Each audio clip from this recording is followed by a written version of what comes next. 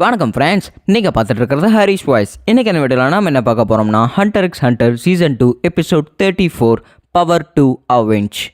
எபிசோடோட ஸ்டார்டிங்லேயே பார்த்தீங்கன்னா இந்த ஹெவன்ஸ் அரீனா பற்றி ஒரு இன்ட்ரடக்ஷன் கொடுத்துருக்குறாங்க. மறுபடியும் ஸ்டார்டிங்லேருந்து இந்த 251 ஃப்ளோர் இருக்கிற ஹெவன்ஸ் அரீனாவில் எல்லாருமே பார்த்தீங்கன்னா ஒருத்தருக்கு ஒருத்தர் சண்டை போட்டு 10 கிளாஸாக வந்து பார்த்தீங்கன்னா இவங்க டாப் ஆகிட்டே வருவாங்க.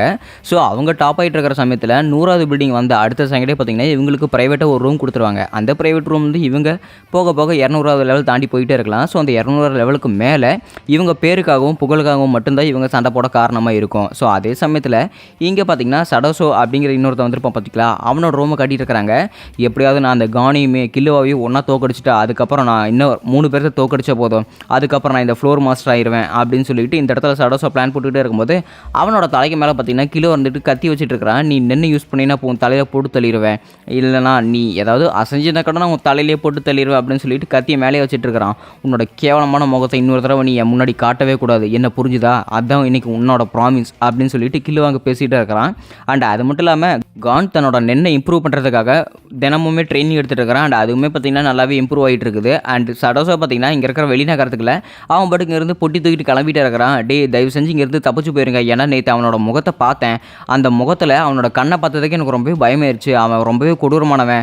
நம்மளோட மிகப்பெரிய தப்பு என்ன தெரியுமா, நம்ம அவனை ரொம்பவே சின்ன பையன் நினச்சிட்டு இருந்தோம், சாதாரணமானவன் நினச்சிட்டு இருந்தோம். அதுதான் மிகப்பெரிய தப்பு. என்னை மன்னிச்சிருங்க உங்களை விட்டுட்டு போகிறதுக்கு, ஏன்னா நான் சாக விரும்பல, அதனால் நான் இங்கேருந்து கிளம்பிடுறேன் அப்படின்னு சொல்லிட்டு சடோசோ இங்கேருந்து டாட்டா கட்டிட்டான். அண்ட் மேலே இருக்காங்க பார்த்தீங்கன்னா ரெய்வல்ட் அப்படின்னு சொல்லிட்டு அந்த சேரில் உட்காந்துருப்பா பார்த்தீங்களா, ரெய்வல்ட்டு கைடும் பார்த்தீங்கன்னா அவங்க உட்காந்துருக்காங்க. என்னடா ஆச்சு, அவன் இங்கேருந்து கிளம்பி போயிட்டா, இப்போ நம்ம என்ன பண்ணுறது அப்படின்னு சொல்லிட்டு கைடை கேட்கும்போது அவன் போனால் என்ன, உன் கூட தான் நான் இருக்கேன்ல, அதனால் என்னை யாருமே தோக்கடிக்க முடியாது, இன்னும் நான் கேமில் தான் இருக்கிறேன். நாம் இந்த ஃப்ளோர் மாஸ்டர் ஆகிறதுக்கான காரணமே நிறைய விஷயங்கள் இருக்குது. இந்த ஹெவன்ஸ் அரீனால ஃப்ளோர் மாஸ்டர் அப்படிங்கிற நமக்கு ஒரு பேர் வந்துருச்சுன்னா அடுத்த செகண்டே நமக்கு ஏகப்பட்ட மரியாதை வரும். அண்ட் அது மட்டும் இல்லாமல் நமக்கு இந்த இடத்துலையே வாழ்வாதாரம் ஒன்று அமைஞ்சிக்கும், நமக்கு ஏகப்பட்ட பணக்காரராயிலாம். அது மட்டும் இல்லாமல் மார்ஷியல் ஆர்டிஸ்ட் ஸ்கூல் அந்த மாதிரி ஏகப்பட்ட விஷயங்கள் இங்கே செஞ்சிடலாம். ஆனால் அந்த கிலோ பையனை நம்ம போட்டு தள்ளினா அதுக்கு அடுத்தது முடியும் அப்படின்னு சொல்லிட்டு இருக்காங்க. அவ்வளோ சீக்கிரம் என்னை போட்டு தள்ளிடுவீங்களே நான் அப்படின்னு சொல்லிட்டு கில்லுவாங்க ஆசையோட நின்றுட்டு இருக்கிறான். இவன் அப்புறம் இங்கே வந்து அப்படின்ட்டு இருக்கும்போது பார்த்தீங்கன்னா கண்ணபடி கணத்திறக்கிறக்குள்ள அவங்களுக்கு இன்னொரு பக்கம் வந்து நின்றுட்டான். உங்கள் கூட சண்டை போட்டதில் நான் பெருமையாக தப்பாக நினச்சிட்டு இருக்கிறேன், ஏன்னா நீங்கள் 2 பேருமே ரூல் படி நடந்தீங்கன்னா உங்களை நான் எதுவுமே பண்ண மாட்டேன். ஒரு வேளை ரூலை தாண்டி என்கிட்ட சண்டை போட நினச்சிங்கன்னா வச்சுக்கோங்களேன், அடுத்த செகண்டை நான் உங்களை கொண்டு போட்டுருவேன். என்ன அந்த பயம் இருக்கட்டும், ஒழுங்கு மேலேயே வழி விடுங்க, முதல்ல நான் இங்கேருந்து கிளம்புறேன் அப்படின்னு சொல்லிட்டு கிலோ அங்கேருந்து பேசிட்டு அவன் இங்கேருந்து வெளியே போய்கிட்டே இருக்கிறான். அப்படின்னா சரி, அந்த பையன் சொன்ன மாதிரி நம்ம ரூல்ஸ் படி விளையாடுவோமா அப்படின்னு சொல்லிட்டு பார்த்தீங்கன்னா ரெய்வல்ட் வந்து வில்லத்தனமாக சிரிச்சுக்கிட்டு இருக்கிறான். அண்ட் அது மட்டும் இல்லாமல் கைடுமே பார்த்தீங்கன்னா இங்கே சிரிச்சிட்டு இருக்கிறானுங்க. ஸோ அப்படி நாட்கள் போக போக பார்த்தீங்கன்னா இவங்களுக்கு எதிரிங்கன்னு இப்போ யாருமே இல்லை. ஸோ இதுக்கு மேலே வர மேட்ச்சில் தான் இவங்களுக்கு எதிரியே வரப்போகிறாங்க. அதனால் இவங்களுக்கு ஒரு 5 நாள் பாக்கி இருக்குது. ஸோ இது வந்து ஜூன் 1 பார்த்தீங்கன்னா இவங்க 2 பேருமே என்ன கற்றுக்கிறக்காக பேசிக்ஸ் வந்து கற்றுக்கிட்டு இருக்கிறாங்க. அடுத்து ஜூன் 2 பார்த்தீங்கன்னா இவங்க வந்து பேசிக்ஸ் எல்லாமே கற்று முடிச்சதுக்கப்புறம் தன்னோட ஆராவை எப்படி கண்ட்ரோல் பண்ணுறது அப்படிங்கிற விஷயத்தை கற்றுக்கிட்டு இருக்கிறாங்க. அதுக்கப்புறம் ஜூன் 3, 4 நம்ம போயிட்டே இருக்குது டைமிங்கு. இவங்க பார்த்தீங்கன்னா எல்லாத்தையுமே ஓரளவு கற்றுக்கிட்டாங்க, கியோ டெக்னிக் எல்லாத்தையுமே கற்றுக்கிட்டாங்க. ஸோ கான் நீ இருக்கிற எல்லா டெக்னிக்குமே கற்றுக்கிட்டேன், அடுத்து உனக்கான போட்டி எப்போ வரப்போகுது அப்படின்னு சொல்லிட்டு இருக்கிறாங்க. எனக்கான போட்டி நாளைக்கு வரப்போகுது அப்படின்னு கான் சொல்லிட்டு இருக்கும்போது அப்படின்னா சரி, உன்னோட போட்டியாளர் வந்து கைடோன்னு நினைக்கிறேன், அவனை எதிர்த்து நீ எதை டெக்னிக் பயன்படுத்த போகிற அப்படின்னு சொல்லிட்டு இருக்கிறாங்க. நான் வந்து இதை பயன்படுத்த போகிறேன் அப்படின்னு சொல்லிட்டு அவனோட கையை பார்த்தீங்கன்னா தூண்டில் பிடிக்கிற மாதிரி காட்டிட்டு இருக்கிறான். அப்படின்னு சரி, இதை அவனோட டெக்னிக்கா அப்படின்னு மாஸ்டர் விங் வந்து புரிஞ்சுக்கிட்டாப்ல. அடுத்த நாள் காலையில் பார்த்தீங்கன்னா கானுக்கும் கைடோவுக்கு பார்த்தீங்கன்னா மறுபடியும் சண்டை வந்துட்டு இருக்குது. ஸோ நீங்கள் மறுபடியும் ஆரம்பித்த சண்டை இப்போ முடிவுக்கு வரப்போகுது அப்படின்னு சொல்லிட்டு அந்த பொண்ணு கமெண்ட்ரி கொடுத்துட்டே இருக்கு. எந்த ஒரு டைம் லிமிட்டுமே கிடையாது, யார் கேவோ பண்ணுறாங்களோ அவங்க தான் அந்த போட்டியில் ஜெயிக்கப்படுவாங்க அப்படின்னு சொல்லிட்டு ரெஃப்ரி சொன்ன அடுத்த செகண்டே பார்த்தீங்கன்னா கான் வந்து ஃபுல் ஸ்பீடில் அவனோட மீன் பிடிக்கிற தூண்டில் எடுத்துக்கிட்டு அவன் அடிக்க போயிட்டே இருக்கிற. இருந்தாலுமே பார்த்தீங்கன்னா அவன் தன்னையே ஸ்பின்னிங் டாப்பை வந்து பயன்படுத்திட்டு இருக்கிறான்.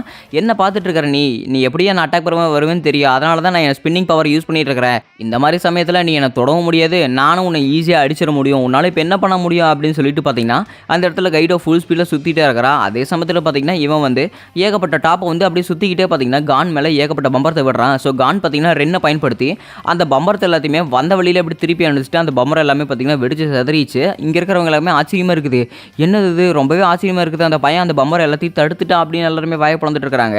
இந்த போட்டியிலே அவங்களுக்கு தெரிஞ்சிருக்கும் 2 மாதத்துக்கு முன்னாடி இருந்த வீக்கான கான் இந்த போட்டியில் வந்து கலந்துக்க போகிறது இல்லை அப்படின்னு சொல்லிட்டு.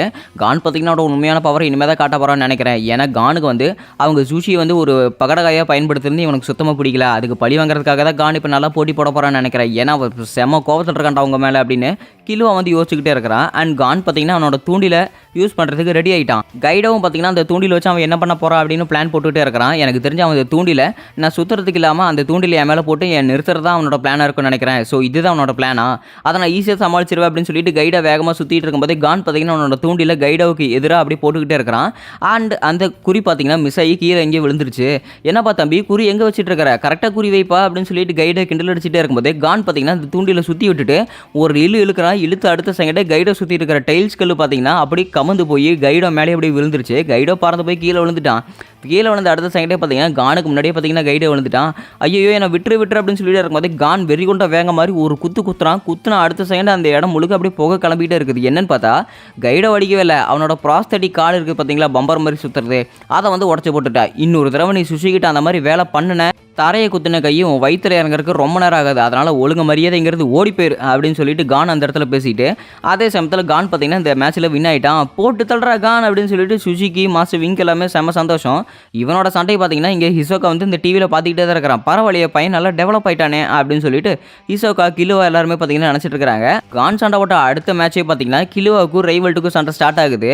ஸோ இப்போ பார்த்தீங்கன்னா கிலுவா வந்து அசால்ட்டாக இங்கே ரைவல்ட்டு முன்னாடி நின்றுட்டு இருக்கிறான். ரைவல்ட்டு பார்த்தீங்கன்னா கிலுவை பார்த்துட்டு ரொம்பவே ஆச்சரியப்படுறா. என்னது இவனோட பார்வை பார்த்தா ரொம்பவே ஒரு மாதிரி பயமாக இருக்குது, இவன் அண்டர் வேர்ல்டுக்கு ஏதாவது ட்ரைனிங் எடுத்துருந்தானே என்ன, ஸோ இவன் வந்து அசோசியேஷன் வேலை ஏதாவது பண்ணிட்டு இருந்தானே அப்படின்னு சொல்லிட்டு பார்த்தீங்கன்னா ரைவல்ட்டு இந்த யோசிச்சுக்கிட்டே இருக்கிறா. இருந்தாலுமே கானோட அங்கே கூல்னஸை பார்த்துட்டு ரைவல்ட்டுக்கு அப்படியே கொஞ்சம் தொட நடுங்குது. இருந்தாலுமே பரவாயில்ல, அவன் என்னோட சக்தியை பார்த்து தெரியல, இப்போ என்னோட சக்தி நான் அவனுக்கு காட்ட போகிறான், அவன் எப்பேற்பட்ட புடிங்க இருந்தாலுமே சரி அப்படின்னு சொல்லிட்டு ரைவல்ட்டு அங்கே சண்டை போட தயாராக இருக்கிறான். கானுக்குமே ரொம்பவே ஆர்வமாக இருக்குது கிலுவை எப்படி சண்டை போட போகிறா அப்படின்னு சொல்லிட்டு.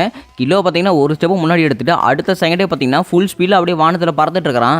வானத்தில் இருக்கும்போதே அவனோட டேரக்ஷன் பயன்படுத்தி ரைவல்ட் அப்படியே வானத்திலே போட்டு பொழக்கலாம் அப்படின்னு சொல்லி ட்ரை பண்ண கிலுவை பார்த்தீங்கன்னா ஒரு வழி அவனோட ஆரா டயரை யூஸ் பண்ணதுனால அவன் பார்த்தீங்கன்னா பூஸ்ட் பயன்படுத்தி எப்படியும் ரைவல்ட் அங்கிருந்து தப்பிச்சு போயிட்டான். அடடா கொஞ்சம் உணர்ச்சி வசப்பட்டு நான் ரொம்ப வேகமாக வந்துட்டு நாட்டிருக்குது அப்படின்னு சொல்லிட்டு கிலுவை யோசிச்சுக்கிட்டே இருக்கிறான். அண்ட் அது மட்டும் இல்லாமல் அந்த இடத்துல பார்த்தீங்கன்னா ரைவல்ட்டு புது டெக்னிக் யூஸ் பண்ணிகிட்டே இருக்கிறான். ஸோ இதுக்கு முன்னாடி யாருமே என்கிட்ட இந்த மாதிரி ஒரு டெக்னிக் பயன்படுத்தினதே இல்லை, இப்போ நான் என்னோட டான்ஸ் ஆஃப் டிஃபென்ஸை வச்சுக்கிட்டு உன்னை என்ன பண்ண போகிறேன்னு பாரு அப்படின்னு சொல்லிட்டு அவனுமே நகராமல் அவனை அட்டாக் பண்ணுறவனு பார்த்தீங்கன்னா இவனை அடிக்காமல் ஒரு டிஃபென்ஸ் பார்த்தீங்கன்னா அந்த இடத்துல போட்டுட்டு இருக்கிற ரைவல்ட்டுமே என்னப்பா தம்பி தலை சுத்துதா, ஏன்னா இந்த மாதிரி சாட்டை எல்லாத்தையுமே சாதாரண பையனுக்கு கண்ணுக்கே தெரியாது, அது மட்டும் இல்லாமல் நீ ஒரு சாதாரண பையன் தானே, உன் கண்ணுக்கெல்லாம் சாட்டையே தெரியாது, உன்னை நீ பிடிச்சாலுமே நீ செத்தே போயிடுவேன் அப்படின்னு சொல்லிட்டு அந்த இடத்துல ரைவல் பேசிட்டே இருக்கிறான். ஆனால் கிலோ சும்மா விடுவானா, அவனும் சாதாரணமான குழந்தை இல்லையே, அவன் தான் தெய்வ குழந்தையாச்சு, அதாவது இவ அசோசியேஷன் குடும்பத்தை சேர்ந்தவன்ல, அதனால இவ அசால்ட்டாக முன்னாடி நடந்து போய்கிட்டே இருக்கிறான்.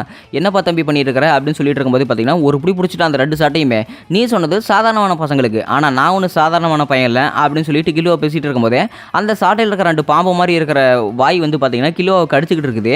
அதே சமயத்தில் அவனுக்கு பார்த்தீங்கன்னா ஏகப்பட்ட ஷாக்காட்டை இறங்கிட்டே இருக்குது. என்னப்பா தம்பி என்னாச்சு, ஏன்னா என் சாட்டையை பிடிச்சவனுக்கு முதல் ஆள் நீ தான், அதனால தான் உனக்கு ஸ்பெஷல் ட்ரீட்மெண்ட் கொடுத்துருக்கிறேன்.